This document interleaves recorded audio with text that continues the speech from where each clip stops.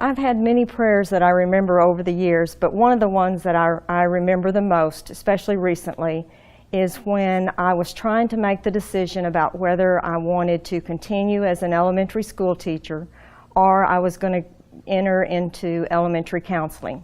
I had finished my degree and I had a job offer here in Grand Prairie, but I was a little unsure about all of this. As a teacher, I had several teaching manuals, and I had a teacher on each side of me that could help me if I had any questions. But as a counselor, I was the only one in the building, so I was concerned, would I know what to do when children came to me with their concerns? So I prayed and I asked God, what should I do? And I felt assured that He wanted me to go ahead and accept the position as an elementary counselor, and that's what I did. And the school year started, and this little girl came to my door one day, knocked on the door, and as I opened the door to let her in, she had tears in her eyes and she was very upset. So I asked her to come in and sit down, and when she sat down at the table, I gave her a piece of paper and some crayons, and I asked her to draw me a picture about what it was that was upsetting her. And so she started drawing, and as she was drawing the picture, it gave me a chance to also listen to what she wanted to tell me, and also it gave me a chance to listen to what God wanted to say to me. So as she continued with her picture, I just talked a little with her and I listened.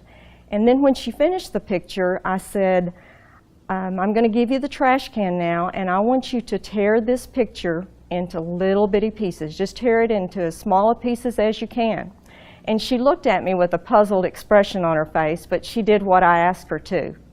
And when she finished tearing all the pieces up in the trash can, I sat down and I told her, I said, this is going to be the way that you remember that this was just a bad dream, and this did not really happen to you.